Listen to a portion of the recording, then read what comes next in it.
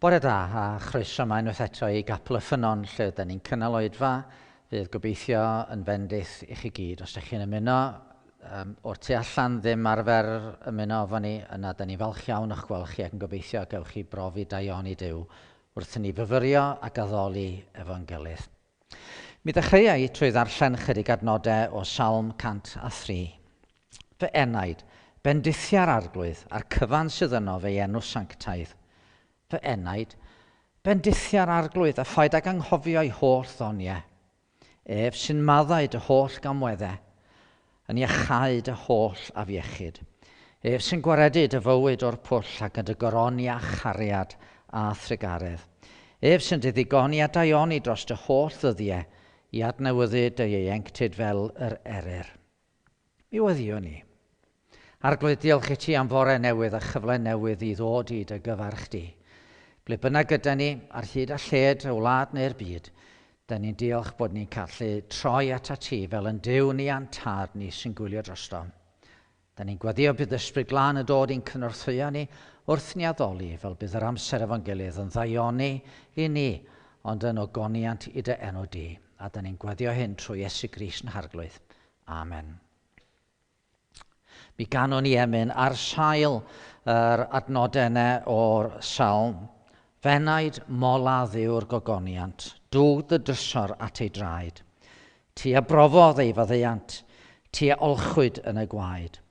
Moliant, moliant dyro mwy i'r gorau gaed.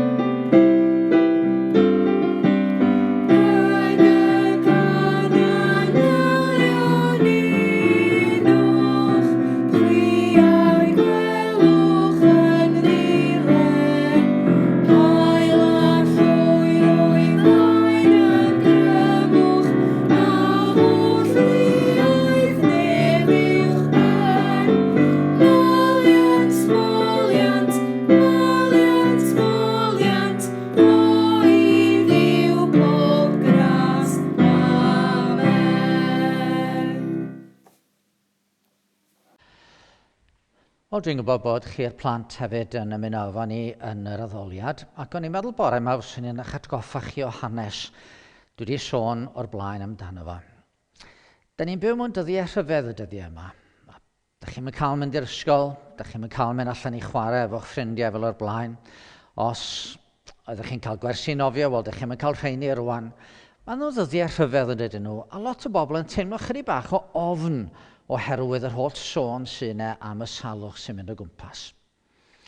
Wel, dwi wedi sôn o'r blaen wrthoch chi am rywun bugail oedd o, i ddechrau mi ath o'n weinidog wedyn, ond i enw fo oedd Douglas. A mi oedd Douglas yn byw fyny yn yr Alban ar ynysoedd Heledd, oedd yn gwylio dros i ddefed. Ac un bore oedd o di mynd allan ac oedd o'n eistedd ar ben y mynydd ac yn gwylio'r defed yn y cae islaw. A beth oedd heibio'n llwynog. Ac oedd y llwynog yma yn amlwg yn ceisio dychryn y defed a'i gwthio nhw, ac oedd y llwynog yn mynd yn ôl ac ymlaen braidd fel ci defed, yn gyrru'r defed i ryw gornel o'r cae, lle oedd yna dipyn o gors. Ac oedd yn gobeithio unwaith fydde defed yn mynd i'r gors, fydde un ohonyn nhw'n sownd falle, yn arbennig oen yn sownd, a fydde fo'n gallu i ddalo a'i gael o fel rhywbeth i'w fwyta. Ac oedd y defed yn poeni. Oedd y defed yn amlwg yn mynd yn fwy a mwy dryslyd, yn ofni'r llwynog ma ac yn mynd o'i ffordd o. Ac oedd y llwynog yn meddwl yn siŵr bod yn mynd i gael pryd o fwyd. Ond mi oedd Douglas ar ben y mynydd yn gwylio'r cyfan. Ac unwaith oedd o wedi penderfynu, wel dyna ddigon, mae'r llwynog wedi mynd yn rhy agos at y defed rwan. Dyma fod sy'n rhoi i fysedd yn ei geg a chwibanu. Ac efo'r un chwiban, mi ddaru'r llwynog redeg i ffwrdd, achos oedd o'n gwybod bod y bugail yna yn gwylio dros i ddefed. Ond da ni'n cofio bod yr arglwydd Iesu'n sôn amdano fo'i hunan fel y bugail da. A heddiw pan da ni'n ofnus, da ni'n gwybod y gallwn ni droi ato fo, ac wrth droi ato fo, bod o yn mynd i wylio drosto ni. A bod na ddim gelyn yn mynd i gael, fydd na elyn yn y dychryn i falle fyddwn ni'n teimlo'n ofnus weithiau, ond os neb yn mynd na dim byd yn mynd i gael, neu drwg i ni, os da ni yn trystio yn y bugail da, os da ni'n rhoi'n hynny yn wylo'r bugail da. A bore yma yn y gwasanaeth, da ni'n mynd i glywed am hanes Duw yn gyfalu am i bobl mewn lle anodd. Cyn cloi efo chi'r plant, mae yna benblwyddi yn dod yn does neu wedi bod. Mae Ania wedi cael ei phenblwydd ddoe, a da ni wedi arfer rhoi adnodau rwan i chi ar eich penblwyddi. Felly, Ania, dyma yna adnod i ti feddwl amdani. Dwi'n siŵr wneith dad a mam ffeindio hi i ti wedyn. Mae'r adnod yn dod o Salm 119, a'r adnod ydy adnod 105. Mae dy air yn llusern i'm troed ac yn oleuni i'm llwybr. Gofyn di dad a mam egluro'r adnod yn ei ti. Mae dy air yn llusern i'm troed ac yn oleuni i'm llwybr. A mae brysur yn eich tu chi achos mae Aran yn cael penblwydd hefyd wsos nesaf yma, dydy. Ac Aran, dwi eisiau i ti feddwl am yr adnod yma. Yr un Salm 119, ond adnod 72. Adnod 72. Y mae cyfraith dy enau yn well i mi na miloedd o aur ac arian. Clywys ti? Y mae cyfraith dy enau yn well i mi na miloedd o aur ac arian. Wel, dwi am ddarllen i chi rwan o lyfr Ruth. Llyfr yn yr Hen Testament sydd yn dod ar ôl llyfr y Barnwyr. Llyfr Ruth. A dwi'n darllen o'r bennod gyntaf. Yn ystod y cyfnod pan oedd y Barnwyr yn llywodraethu, bu newyn yn y wlad. Ac aeth dyn o Bethlehem Jwda gyda'i wraig a'i 2 fab i fyw dros dro yng ngwlad Moab. Elimelech oedd enw'r dyn, Naomi oedd enw ei wraig, a Malon a Chilion oedd enwau'r 2 fab. Effrateaid o Bethlehem, Jwda oeddent, ac eithant i wlad Moab ac aros yno. Ond bu farw Elimelech, gŵr Naomi, a gadawyd hi'n weddw gyda'i 2 fab. Priododd y 2 a merched o Moab, Orpa oedd enw'r naill a Ruth oedd enw'r llall. Wedi iddynt fod yno tua 10 mlynedd, bu farw Malon a Chilion ill 2, a gadawyd y wraig yn amddifad o'i 2 blentyn, yn ogystal ag o'i gŵr. Penderfynodd hi a'i 2 ferch yng nghyfraith y chwelyd o wlad Moab, oherwydd iddi glywed yno i'r arglwydd ymweld a'i bobl a rhoi bwyd iddynt. Gadawodd hi a'i 2 ferch yng nghyfraith y man lle roeddent, a chychwyn yn ôl am wlad Jwda. Ac meddai Naomi wrth ei 2 ferch yng nghyfraith, ewch yn ôl adref, bob un at ei mam, y ddwy ohonoch, a bydded yr arglwydd mor garedig wrthych chi ac y buoch chi wrth y rhaiaf i farw ac wrth ei finnau, a rhoi'r ddwy ohonoch o'r ffwysfa mewn cartref gyda gŵr. Yna fe cysanodd, a dechreuodd y ddwy wylo'n uchel a dweud wrthi, ond yr ydym ni am ddychwelyd gyda thi at y bobl. Dywedodd Naomi, ewch adref y merched, pam ydewch gyda mi, a oes gen I fi ragor o feibion yn fy nghroth sydd yn dod yn wir I chi. Ewch yn ôl fy merched, oherwydd yr wyf fi'n rhy hen I gael gŵr. Pe bawn i'n dweud fod gennyf obaith cael gŵr heno ac yna gen I plant, a fyddech chi'n disgwyl am iddynt dyfu, a fyddech yn ymgadw rhag priodi. Na, fy merched, mae'n llawer chwerwach I mi nag I chi, am fod llawer arglwydd yn fy erbyn I. Wylodd y ddwy'n uchel eto. Yna ffarweliodd Orpa a'i mam yng nghyfraith. Ond glynodd Ruth wrthi. A dywedodd Naomi, edrych y mae dy chwaer yng nghyfraith wedi mynd yn ôl at ei phobl a'i Duw, dychweldithau ar ei hôl. Ond meddai Ruth, paid am hannog I ddadail. Na throi nôl oddi wrthyt, oherwydd I ble bynnag yr ei di, fe a finnau. Ym ble bynnag y byddi di'n aros, fe arhosa finnau. Dy bobl di fydd fy mhobl I, a ddiw di fy niw unau. Lle byddi di farw, y bydda finnau farw, ac yno am cleddyr. Fel hyn y gwnelo'r arglwydd I mi ar rhagor, os bydd unrhyw beth ond angau yn ein gwahanu ni. Gwelodd Naomi ei bod yn benderfynol o fynd gyda hi, ac fe beidiodd ei hannog rhagor. Aeth y ddwy mlaen nes dod I Bethlehem, ac wedi iddynt gyrraedd bu cyffro drwy'r holl dref o'i plegyd, a'r merched yn gofyn, ai Naomi yw hon? Dywedodd hithau, peidiwch am galw'n Naomi, galwch fi'n Mara, oherwydd bu'r holl alluog yn chwerw iawn wrthyf. Roedd hwn yn llawn wrth fynd allan, ond aeth yr arglwydd am I yn ôl yn wag. Pam y galwch fi'n Naomi, a'r arglwydd wedi tystio I'm herbyn, a'r holl alluog wedi dod â drwg arnaf. Fel hyn y dychwelodd Naomi o wlad Moab, a'i merch yng nghyfraith Ruth y Foabes gyda hi. Wel, dyn ni am ganu eto emyn. A mae'r emyn yma'n sôn am droion enbyd.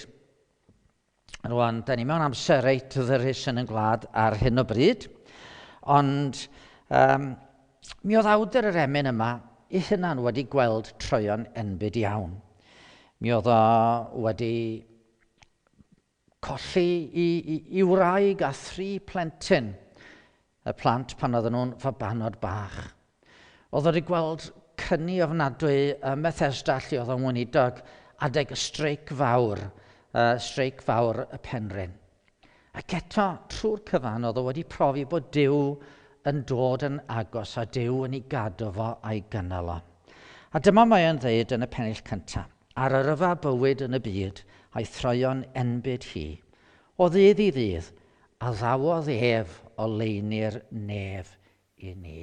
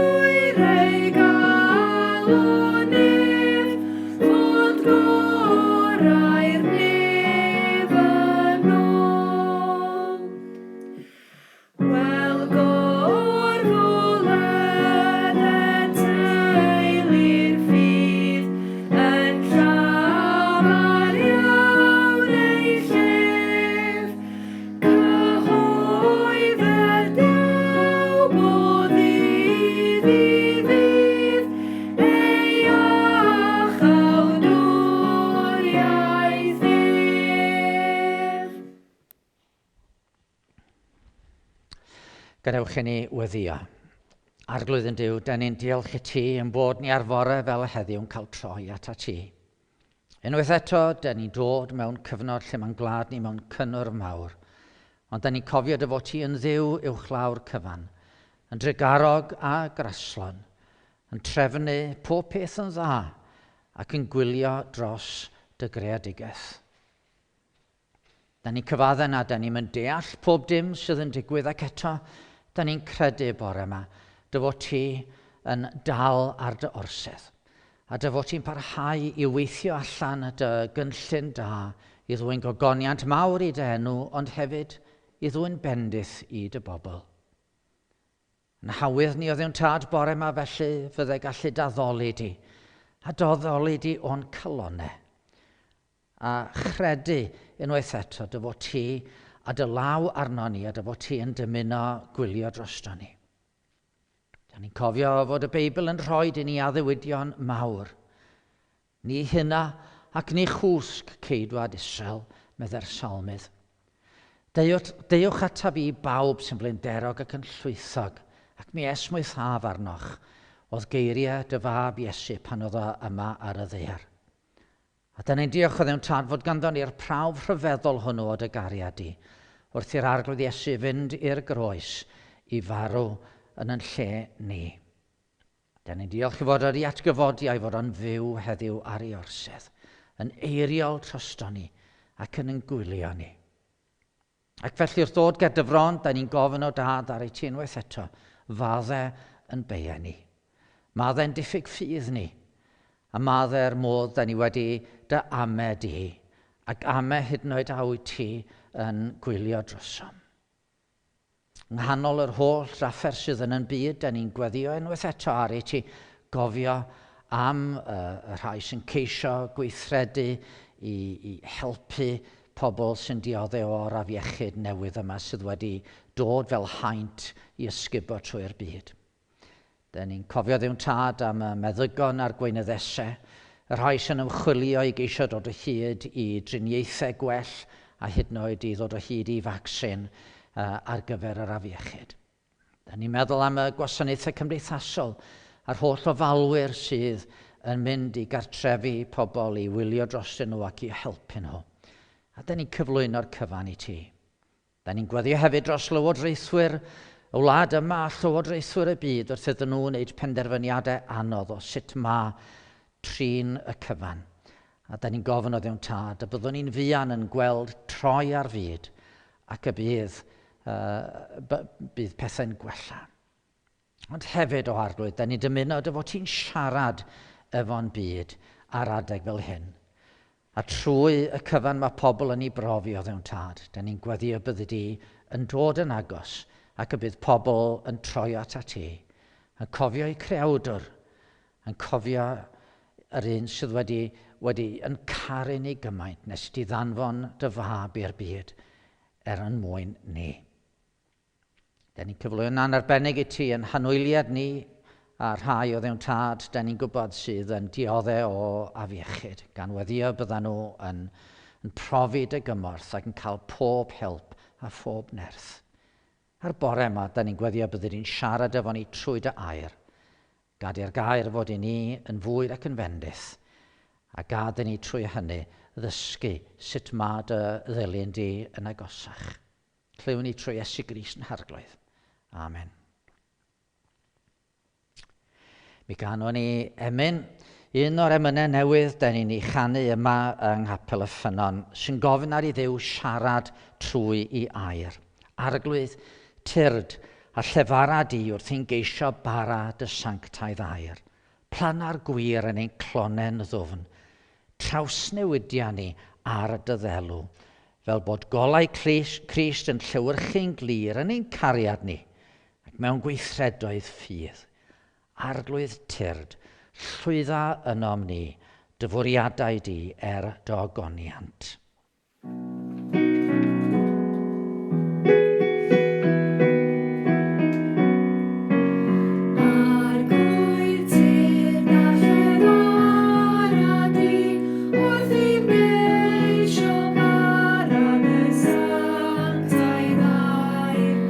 Plan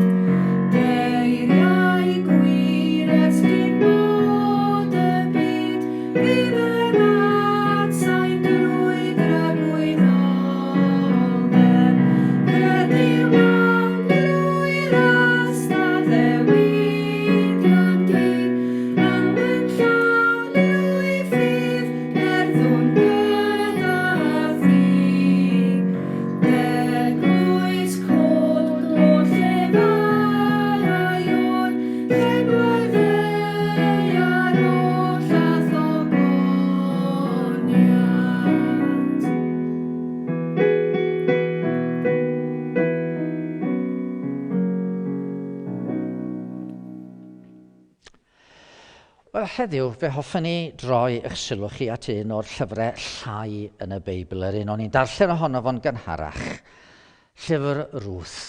Mae'n lyfr bach, ond mae'n lyfr sy'n deud llawer wrthym am gariad Duw. Mae'n yr Hen Testament wedi ei leoli mewn cyfnod anodd iawn, cyfnod y barnwyr.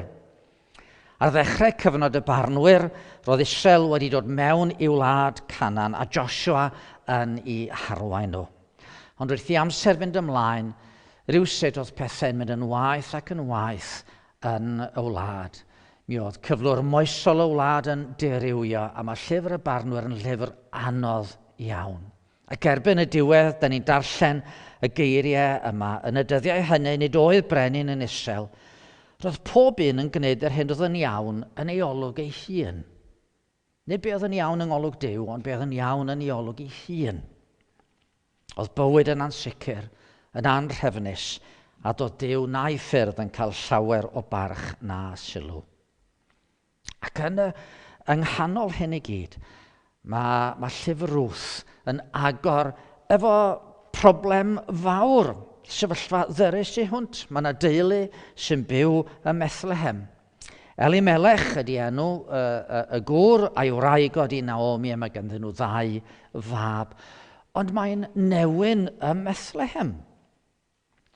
Felly, mwyn gofalu am ei deulu, mae Elimelech yn cymryd ei deulu i wlad Moab. Ac wedi bod yno am ychydig, mae'r 2 fab yn priodi. Ond os oedd y bwyd i'w gael yng Ngwlad Moab, di amgylchiadau ddim yn gwella i'r teulu. Peth cyntaf sydd yn digwydd ydy fod Elimelech ei hunan yn marw. Wedyn, ar ôl hynny, ar ôl i'r 2 fab briodi, maen nhw'n marw.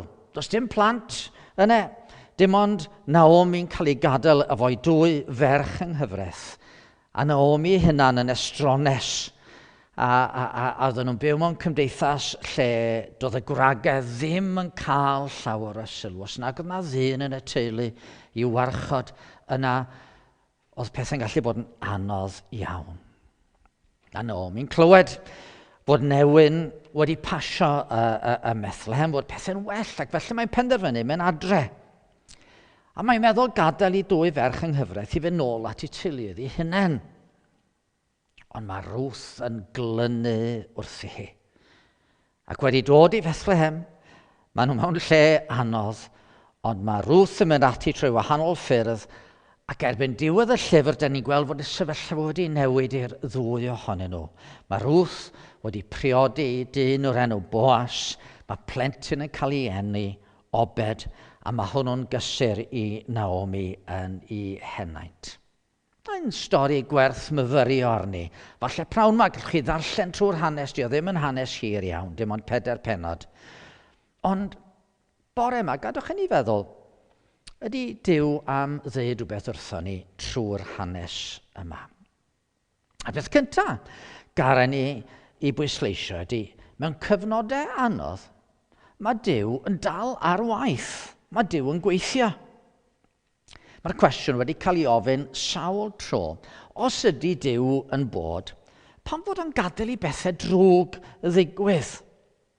Ac efallai rwan, yr adeg yma yn ein gwlad ni, mae pobl yn holi yr un cwestiwn. Maen nhw'n meddwl, wel, pam bod yr haint yma wedi dod ar draws yn byd? Pam bod Duw wedi gadael i hyn ddigwydd? Wel, dwi ddim am fod yn waml, a does gen i ddim ateb syml. Mae bywyd yn gymleth iawn ar adegau. Ond mae'r Beibl yn deitha ni bod Duw ar waith, hyd yn oed ar yr adegau tywyllaf yn byd ni. Cymwch chi'r hanes yma. Da ni dechrau'r hanes efo newyn yn y wlad. Ystyr Bethlehem, yr enw Bethlehem ydy tŷ bara, a doedd dim bara yn nhŷ bara. Wedi hynny, da ni'n gweld y teulu fel ffoaduriaid yng Ngwlad y Moab. Mae'r teulu wedi gorfod mynd i wlad oedd yn draddodiadol yn elynion i Israel. Dyma'r bobl oedd yn ymosod ar Israel yn aml iawn. Oedd hi'n wlad aniwiol lle oedd hwn yn addoli duwiau eraill. Ac oedd hwn yn gwneud pethau ofnadwy gan gynnwys hyd yn oed aberthu i plant i'r duwiau hynny. Oedd hi'n wlad ofnadwy i fod yn ddi. Ac erydd o'n nhw geisio setlo yno, a hyd yn oed llwyddo i gael gwragedd i'w meibion, o fewn ychydig mi oedd Elimelech wedi marw, a Malon a Chilion y meibion wedi marw. A Naomi wedi colli ei theulu i bob pwrpas mewn gwlad estron. Wedyn, pan mae'n dod nôl i Fethlem, does ganddyn nhw ddim modd i ennill bywoliaeth, dim ond cardota, mynd allan i geisio casglu grawn ar ymylon y ceia, y pethau oedd dros ben fel oedd hawl gan rai wneud. Oedd hi'n gyfnod tywyll ar Naomi a Ruth. Ond roedd Duw ar waith. Mi oedd Naomi yn credu fod Duw ar waith, ond oedd hi'n credu fod Duw jyst wedi penderfynu i fod o'n i herbyn hi, fod o'n i barnu hi. Falle bod o'n i barnu hi a'i theulu am iddyn nhw adael gwlad yr Addewid i fynd i wlad Moab i dir estron. Ond na, roedd Duw ar waith mewn ffordd gadarnhaol i ddwyn bendith fawr iddi hi ac yn wir un byd. Oherwydd mae gan Duw gynllun ar gyfer yn byd ni. Oedd o wedi addo i Abraham y bydde i had o yn fendith i'r byd i gyd. Ac erbyn diwedd hanes Naomi a Ruth, mae yna blentyn wedi cael ei eni i Ruth, plentyn fydde'n daid i ryw fugel bach o'r enw Dafydd. A fydd os Dafydd yn frenin ar Israel, a Dyw'n deud wrth Dafydd, o dy had di, mae'r Meseia yn mynd i ddod, yr un sy'n mynd i fod yn fendith i'r byd i gyd. Tynnwyd Naomi a Ruth fewn i gynllun rhyfeddol Duw i ddwyn bendith i'r byd. Rwan, fel o'n i'n deud, dwi ddim yn ddod ag ateb gwamal i'n sefyllfa ni heddiw. Mae yna lawer na byddwn ni ddim yn deall. Ond os oedd Duw ar waith yn yr hanes yma efo Ruth a Naomi, mae Duw ar waith yn ein dyddiau ni, yn ein byd ni. Hyd yn oed, a dwi'n deud yn ofalus, hyd yn oed trwy'r haint sydd wedi ymledu trwy'r byd. Mae'n adnod yn llyfr Deuteronomium sy'n dweud, mae'r pethau dirgel yn eiddo'r arglwydd ein Duw, ond mae'r pethau a ddatgyddiwyd yn perthyn i ni yn plant am byth. Mae yna bethau dyn ni'n mynd deall. A Duw sydd yn ngofal rheini, Duw sydd yn trefnu pethau. Ond mae o'n gadael i ni wybod fod o'n dda a fod o'n gweithio pethau daioni. Da ni'n mynd deall popeth. Ond fe ysgrifennodd William Cowper emyn o ganol tywyllwch oedd o'n dioddef o iselder ysbryd mawr, ac o ganol y tywyllwch yno fe ysgrifennodd trwy ddirgel ffyrdd mae'r ucheliwr yn dwyn ei waith i ben. Ei lwybrau ef sydd yn y môr, mae'r choga wynt yn hen.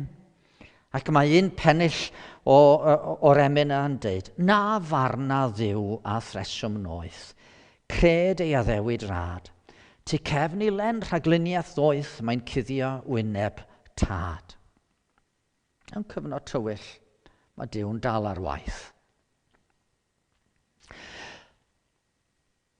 Yr ail beth garen ni ddeud ydy, mewn cyfnod tywyll ag anodd, mae eisiau ni fod yn garedig wrth yn gilydd. Da ni angen bod yn glen wrth yn gilydd. Da ni weld o'n glir iawn yn yr hanes yma. Mae yna air yn Hebraeg. Y iaith yr ysgrifennwyd yr hanes ynddo fo, a'r gair hwn ydy chesed.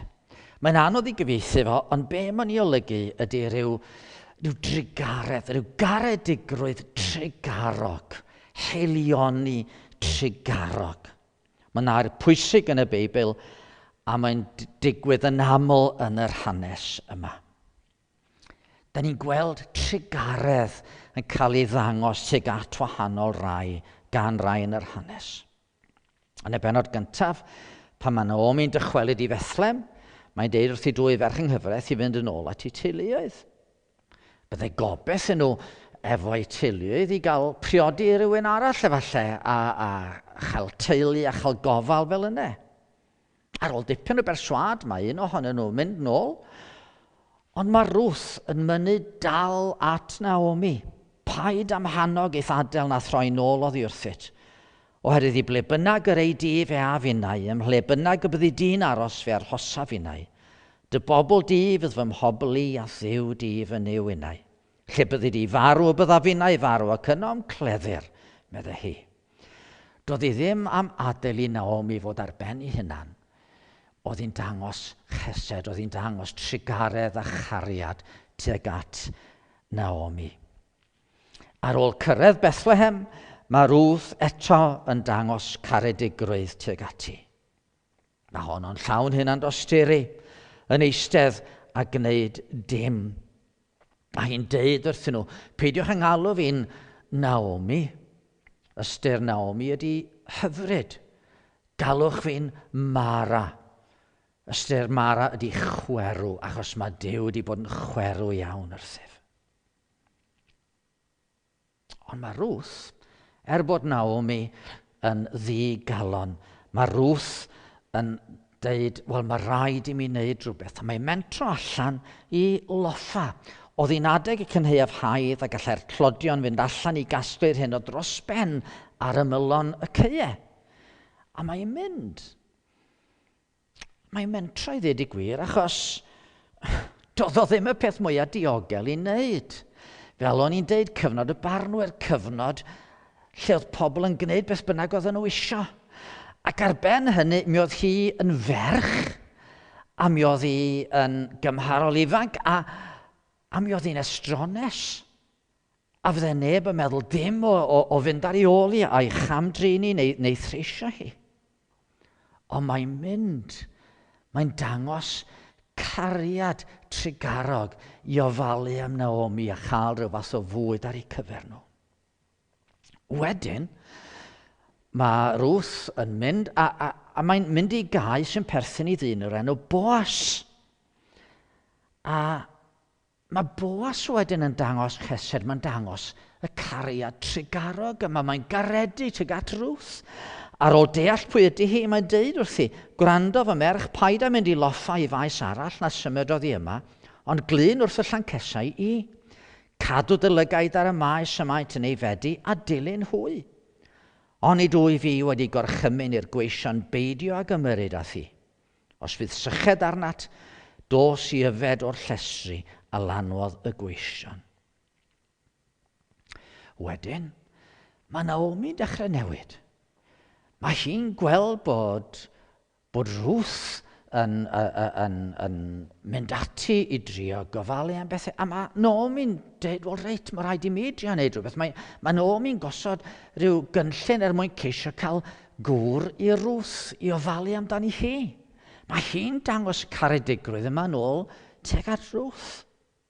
Ac yna, yn y diwedd, mae Boas, bod hyn yn costio iddo fo mewn gwirionedd, mae Boas yn cymered Ruth yn wraig iddo fo ei hunan.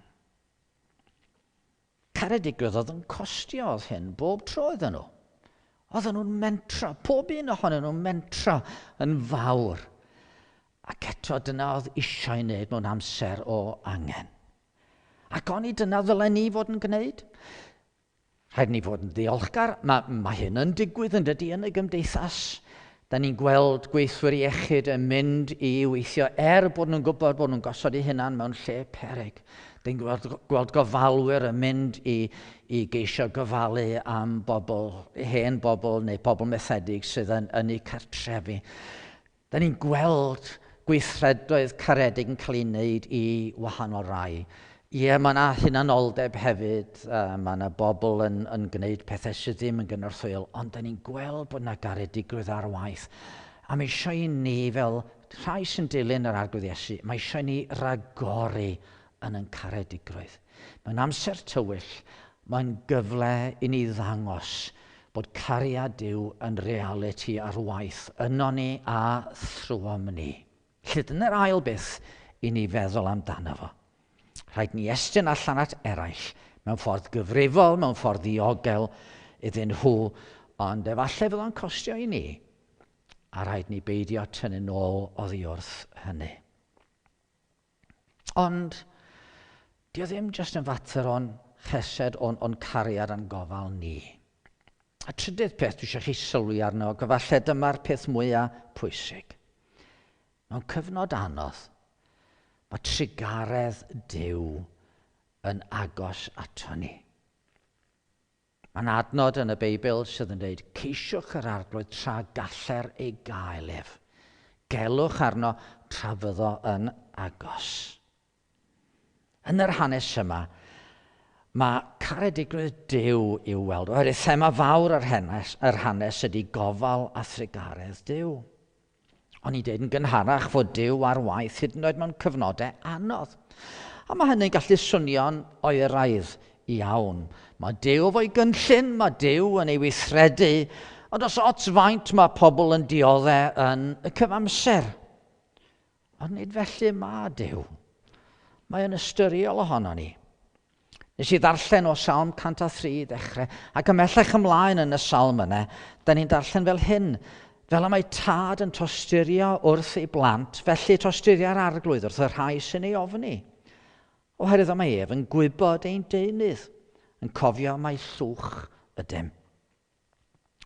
Mae Naomi yn ame fod Duw wedi troi cefn arni hi.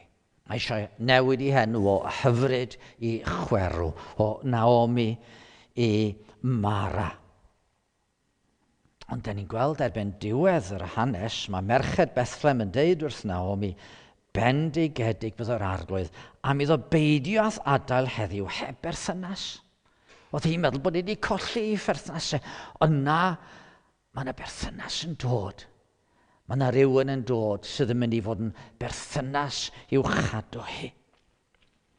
Bydded ef yn enwog yn isel, bydd ef yn adnewyddu dy fywyd ac yn dy gynnal yn dy henaid oherwydd dy ferch yng nghyfraith sy'n dy garu yw ei fam, ac mae hi'n well na 7 o feibion i ti. A mae yna enghraifft ar ôl enghraifft yn yr hanes yma o bethau sydd yn edrych fel cyd-ddigwyddiadau. Ond mewn gwirionedd does dim cyd-ddigwyddiadau yng nghynllun Duw. Efallai mae'r mwyaf amlwg ydy pan mae Ruth yn mynd allan i loffa. Da ni'n darllen fel hyn, aeth i'r ceia i loffa ar ôl y medelwyr, a digwyddodd iddi ddewis y rhandir oedd yn perthyn i Boas, y dyn oedd o dylwyth Elimelech. Hynny digwyddodd. Oedd yna sawl cae ym Bethlem, gallai fod wedi mynd i unrhyw un ohonyn nhw. Ond mae'n digwydd mynd i'r un maes sy'n perthyn i'r dyn sydd yn perthyn i Elimelech, i thad yng nghyfraith hi. Yr un sydd a gallu i helpu, a dyletswydd mewn rhyw ffordd i'w helpu nhw. Ond hefyd, mae Elimelech yn digwydd bod yn ddyn sydd yn ofni a pharchu Duw. Mae'n gwrando ar ffyrdd Duw, ar hyn mae Duw'n gofyn iddo fo'i wneud, a mae o'n awyddus i helpu. Mae o'n awyddus i gamu mewn. Nid cyd-ddigwyddiad oedd bod Ruth wedi mynd i'r cae yma. Roedd Duw mewn rhyw ffordd wedi harwain hi yno, ac oedd wedi cyrraedd y fan a'r lle.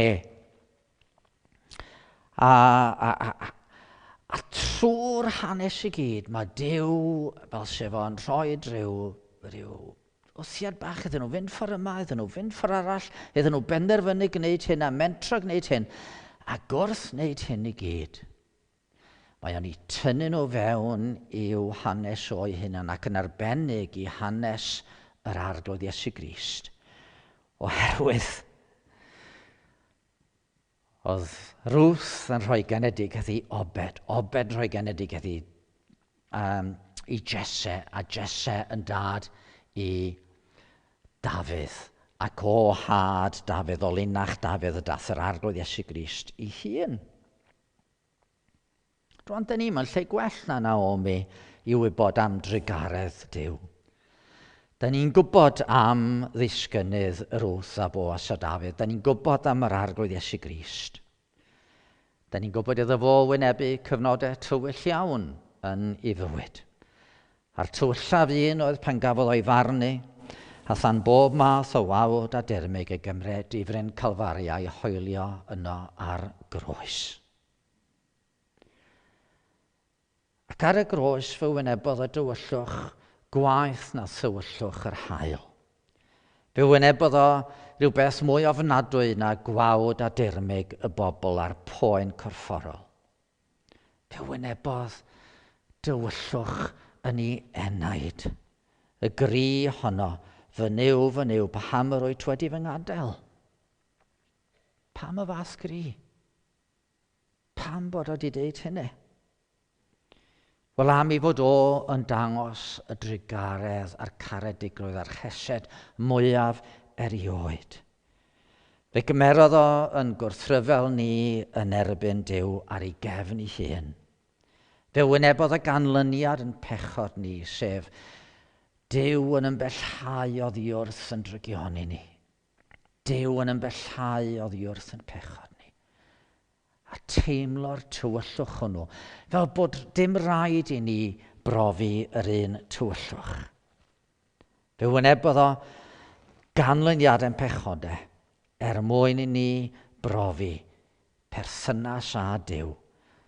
Perthynas sy'n golygu fod Duw o'n plaid ni, yn gysur i ni ac yn ymgeledd i ni. A dych chi'n gwybod, yn rhefn Duw, dych chi, oherwydd y coronavirus efallai, dych chi yn eistedd o flaen sgrin yn clywed fod na Dduw sydd yn eich caru chi.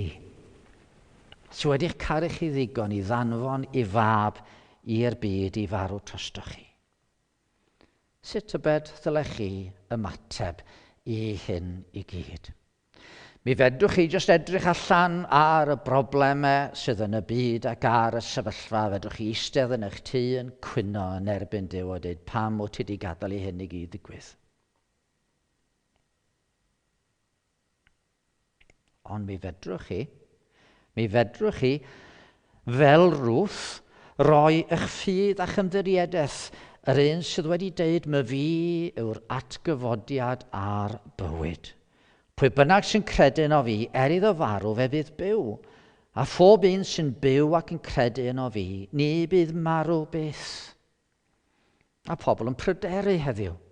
Maen nhw'n pryderu am eu hanwyliad, a maen nhw'n pryderu efallai amdanyn nhw eu hunain, ydyn nhw'n mynd i farw.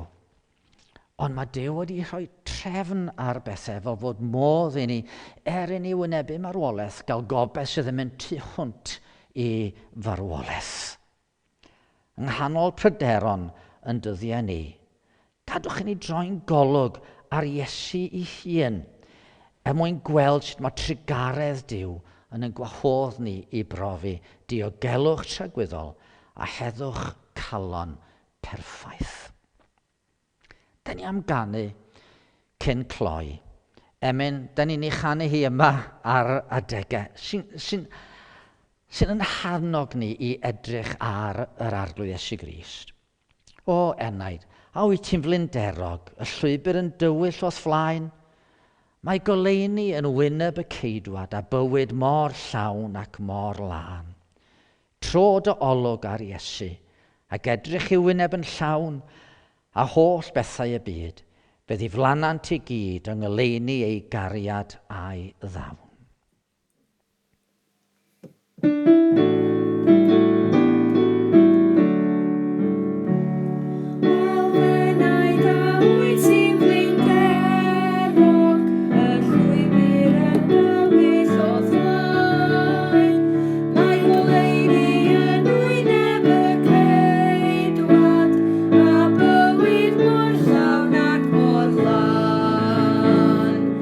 Trod y olwg ar Iesu,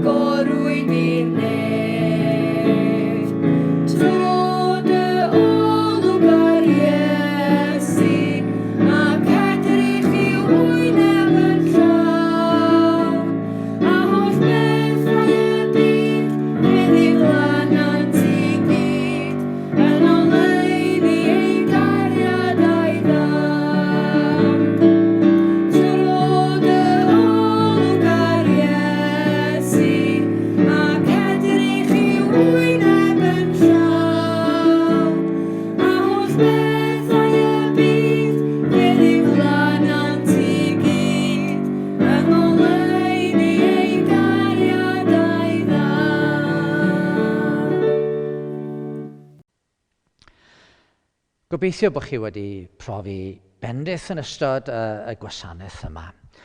Os ydych chi eisiau gwybod mwy, wel, mae yna fideos i fyny ar yn safle wenu. Gallwch chi edrych ar YouTube am sianel Capel y Ffynnon. Mae yna safle we ganddo ni capelyffynnon.org a mae ganddo ni dudalen ar Facebook. A gallwch chi gysylltu efo ni, darffonwch e-bost trwy daflen gysylltu ar safle wenu. A os ydych chi eisiau gwybod mwy, wel, cysylltwch a mi wnawn ni geisio'n gorau i'ch helpu chi. Gadwch i ni orffen efo gweddi fach. Bydded i Dduw tangnefedd. Yr hwnna ddig yn ôl oddi wrth y meirw ein harglwydd Iesu, bugail mawr y defaid trwy waed y cyfamod tragwyddol, i'ch cymhwyso a phob daioni, mwyn i chi wneud ewll y sef, a bydded i ddolunio yn ymwyr hyn sydd gymeradwy ganddo trwy Iesu Grist, i'r hwn y byddo gogoniant byth bythoedd. Amen.